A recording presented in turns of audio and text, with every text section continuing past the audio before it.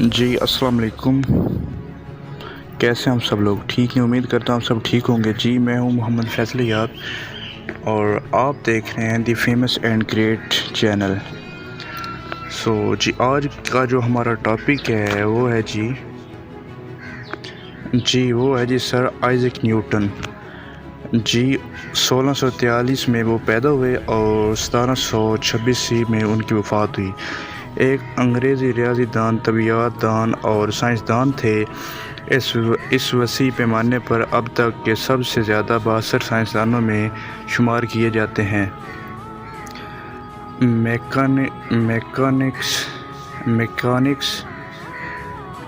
Mechanics کے نئے قوانین، کشش، شکل اور حرکت کے قوانین تیار کرتے ہیں۔ ان کے کام پر نسبہ ریاضی 1687 نے 17ویں صدی کے سائنسی انقلاب کے لیے فریم ورک رکھا۔ ایک عظیم پولیمیتھ، نیوٹن کی تحقیقات میں آپٹکس، مذہب اور کیمیا کے شعبے بھی شامل تھے۔ جی نیوٹن کی ابتدائی زندگی پر بات کرتے ہیں۔ سر آئزیک نیوٹن کرسمس کے دن 1643 میں نسبتاً پور غریب کاشتکار خاندان میں پیدا ہوئے۔ اس کے والد اس کی پیدائش سے 3 ماہ قبل فوت ہو گئے۔ اس کی ماں نے بعد میں دوبارہ شادی کی، لیکن اس کا دوسرا شوہر اسحاق کے ساتھ نہیں ملا۔ اسحاق اور اس کے والدین کے مابین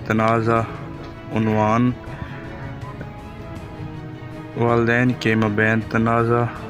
اسحاق نے Lincolnshire King's school Grantham school میں تعلیم حاصل کی، جہاں اس کا دستخط ابھی تک دیواروں پر کندہ ہے۔ قسطنطنیہ صرف ہیڈ ماسٹر کی مداخلت سے تھا کہ اسحاق اپنی تعلیم مکمل کرنے کے لیے واپس آیا۔ اس نے اپنے فائنل امتحانات بہت اچھے نتائج کے ساتھ پاس کیے اور ٹرینٹی کالج کیمبرج جانے میں کامیاب رہا۔ کیمبرج میں Newton as a student. Cambridge میں وہ ریاضی سائنس اور طبیعیات میں اپنی دلچسپیوں کو آگے بڑھانے میں کامیاب رہا۔ اس وقت مروجہ تعلیم ارسطو پر مبنی تھی، لیکن اسحاق کو جدید ریاضی دانوں جیسے رین ڈیسکارٹس میں زیادہ دلچسپی تھی۔ آئزیک نیوٹن میں ریاضی کے مسائل پر غور کرنے کی بڑی صلاحیت تھی اور پھر ان پر توجہ مرکوز رکھی، یہاں تک کہ اس نے ان کے پیچھے اسرار کو حل کر لیا۔ اس کی یکنگاتی فطرت نے اسے بعض اوقات دنیا سے الگ ہونے کا باعث بنا۔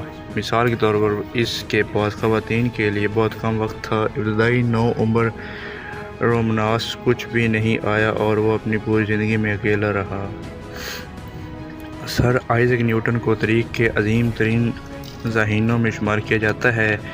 اس کی ریاضی اور سائنسی کامیابیاں اس طرح کے قول کی تصدیق کرتی ہیں۔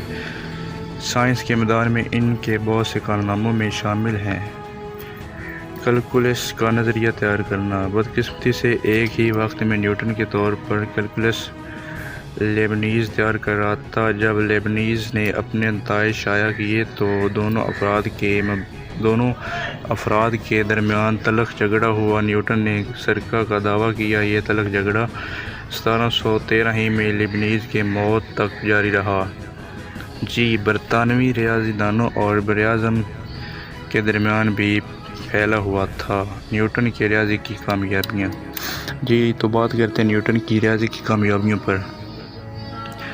عمومی بائنومیل تھیورم، نیوٹن کی شناخت، نیوٹن کا طریقہ، درجہ بندی، کیوبک ہوائی جہاز، منحنی خطوط، محدود اختلافات کے نظریے میں نمایاں شراکت، جزوی اشاریوں کا استعمال۔ جی ڈیومفرنٹائن مساوات کے حل نکالنے کے لیے جیومیٹری کا استعمال کیا۔ پاور سیریز کو اعتماد کے ساتھ اور پاور سیریز کو واپس کرنے کے لیے استعمال کیا۔ پائی کے لیے ایک نیا فارمولہ دریافت کیا۔ نیوٹن کے سائنسی کامیابیاں۔ جی آپٹکس، نیوٹن نے آپٹکس کے مطالعے میں بڑی ترقی کی۔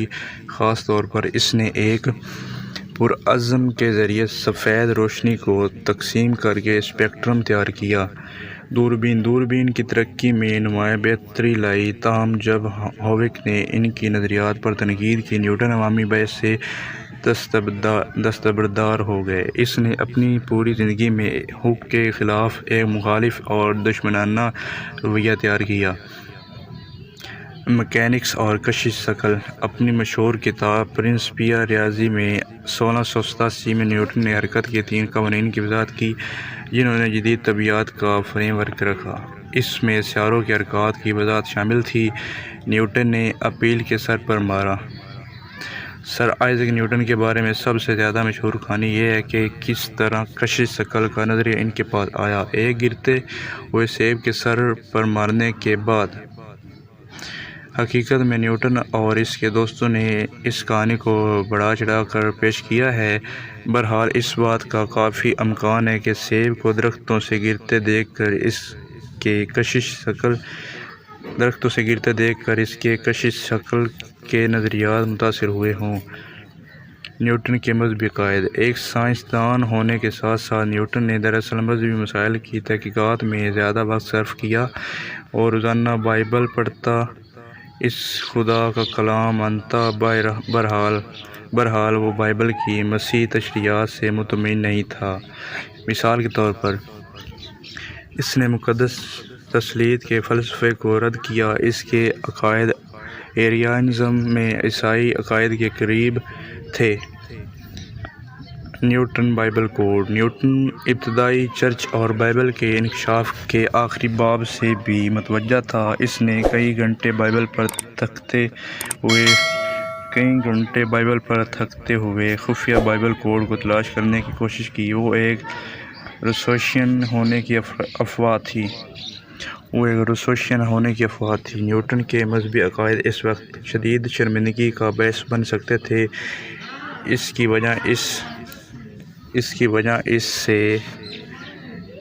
وجہ سے اس نے اپنے خیالات کو تقریباً ہائڈن جنون تک چھپا رکھا تھا۔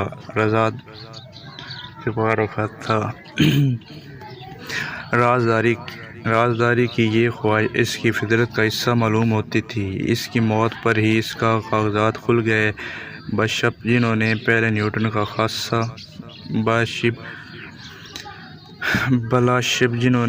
نیوٹن کا خانہ کھولا، دراصل انہیں عوامی رہائی کے لیے بہت چونکا دینے والا پایا، اس لیے انہیں کئی سالوں تک بند رکھا گیا۔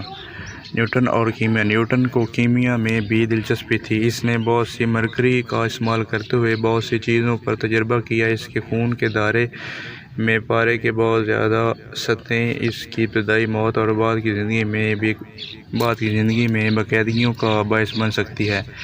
نیوٹن کو 1703 میں رائل سوسائٹی کا ممبر بنایا گیا۔ 1717 میں ماسٹر آف منٹ کی نوکری بھی دی گئی۔ اس نے اس کام کو سنجیدگی سے لیا اور غیر سرکاری طور پر انگلینڈ کو چاندی کے معیار سے سونے کے معیار تک لے جانے کا ذمہ دار تھا۔ نیوٹن ایک غیر معمولی پولیو میتھ تھا۔ کائنات نے بس اسے متوجہ کیا۔ اس نے زندگی کے پوشیدہ اور بیرونی اسرار دریافت کرنے کی کوشش کی۔ اپنی تیز ذہانت اور حراستی کی طاقتوں کے ساتھ وہ سائنس کے بہت سے شعبوں میں زبردست ترقی میں حصہ ڈالنے کے قابل تھا۔ وہ ایک منفرد فرد تھے۔ 20ویں صدی کے ذہین اشخاص میں سے ایک تھے۔ مجھے نہیں لگتا کہ کوئی بھی شخص جس نے اس باکس کے مندرجات پر سراغ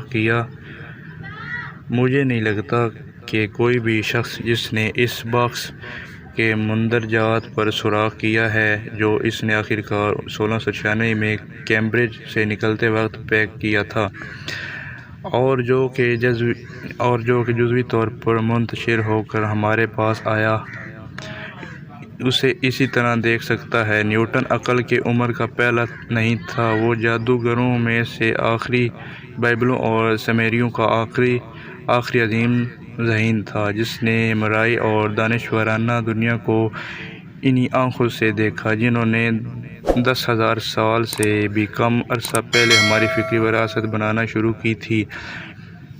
آئزیک نیوٹن 1642 کے کرسمس ڈے پر باپ کے ساتھ پیدا ہونے والے ایک بعد از مردہ بچہ آخری حیرت انگیز بچہ تھا جس کے لیے مخلص اور مناسب خراج عقیدت پیش کر سکتا تھا۔ جی تو آج کی ہماری دلچسپ سٹوری آئزیک نیوٹن کے بارے تھی۔ امید کرتا ہوں آپ لوگوں کو پسند آئے گی۔ اگر پسند آئے تو اسے لائک کر دیں اور چینل کو سبسکرائب کر دیں۔ تو ملتے ہیں ہماری اگلی نیکسٹ ویڈیو میں، تب تک کے لیے اللہ حافظ۔